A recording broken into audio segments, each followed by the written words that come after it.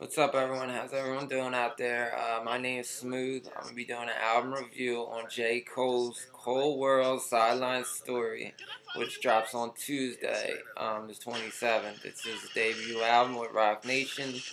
I'm gonna just give you the review. I've listened to it about 15 times between yesterday and today. I really analyzed it. So I'm gonna go through track by track. I'm gonna give you, the rundown of the pros and cons, how many stars out of 5 I would give it, and then is it a classic? So he starts out with an intro, nothing much, just a few bars, some piano, nice, not the best intro I've ever heard, but it's a decent, intro. Second track is Down in a Dream 3, smart, very smart move to start the album off with this, but, if he knows his fans, why wouldn't he? Production is amazing, very, very dramatic, very, upbuilding, it builds itself up great. One of the best produced songs on the album. He's on point with his lyrics. He shows his skill on this song, definitely. Next track is probably the most commercial track. Good production, features Trey songs. He's really funny on this track with some of the bars he spits. And the next track will be Lights Please, which we've heard this track before. He's got a couple tracks on here we've heard. Lights Please, In the Morning featuring Drake. I believe Who Dat's on this.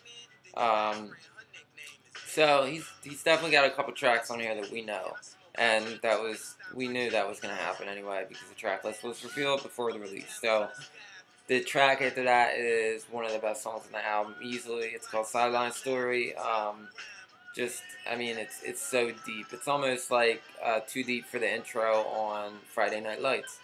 It's just, the lyrics are just amazing. There's stories he tells in it that are just like so on point, and the way he rhymes is typical Cole. Like it's so deep and just perfect the way he rhymes on this song. The hook's amazing. The hook is amazing. He sings it. He sounds great on it.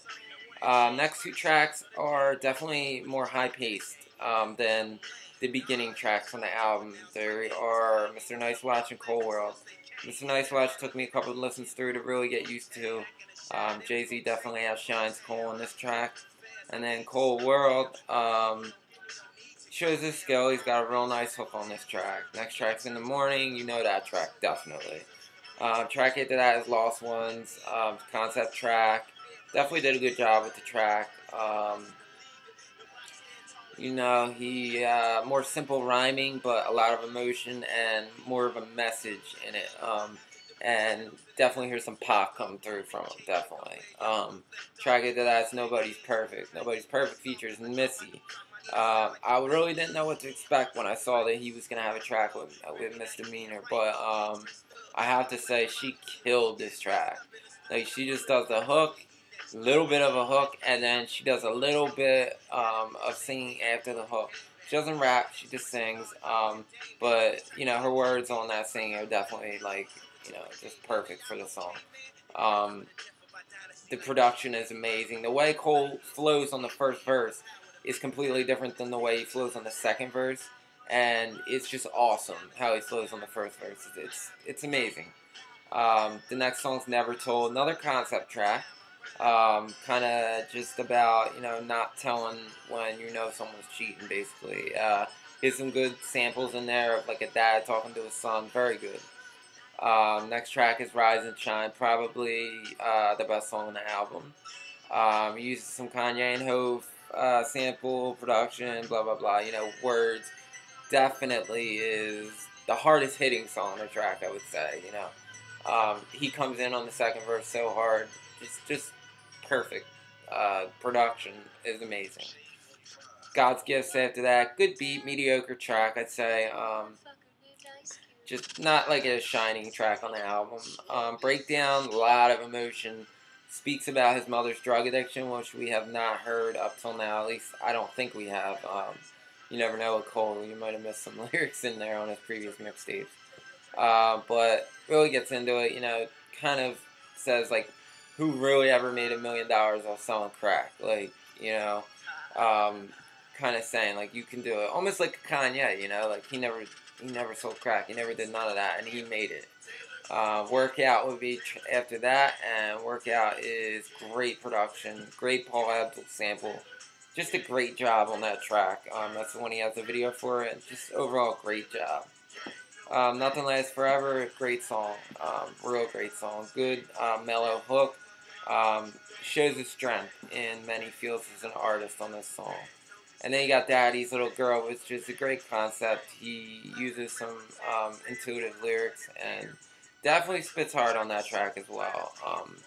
So that's pretty much the album. You know, I might have missed one or two tracks, but overall, that's the album. So, you know, what would I say? What are the pros? What are the cons? You know, he has amazing production. I mean, I don't think you're going to hear better production this year. The production is absolutely, you know, impeccable. I mean, every track. If not every track being a 5, the beats are all 5s. Put it that way. You know, like, if not every track, the lyrics can stick with the beat. The beats are all just amazing. Typical Cole. Typical, amazing, mellow, chill, you know, knows exactly what he's doing on that board. Like, very fresh lyrics, inspirational, relatable lyrics to people's lives. And if you can't relate to it, then you can feel what he's saying. You know, just like Friday Night Lights. This is the Cole that we want. You know, this is the Cole that knew he needed to do it for his core fan base, and he did. You know, there's a lot of songs that definitely have a similarity. Friday Night Lights, which is a classic. If you don't think so, you're crazy. There is no commercial appeal to this album, which, in my eyes, is a good thing for his fans. But for him as an artist, it's probably not that great of a thing because he's not going to get more exposure, which he needs, you know, as an artist. He needs exposure. And this album is just for his core fans. Just overall, it's for his core fans. You know, the cons, I feel like there is too many songs. There's like maybe 2 or 3 too many songs. Maybe cut one of the songs we've heard before out. Like, it's unnecessary. We know these songs. Like, come on. Friday Night Lights never loses its edge by the end of the mixtape. Like, Home for the Holidays, you know, it's just an amazing song. It's hilarious, you know. Where this album, I feel like it kind of loses its edge. I mean, I'm not going to turn it off come track 16 or 14. Like, I'm not going to do it. I'm going to listen to every track because I am a fan of J. Cole no matter what he does. Like, this shit is amazing.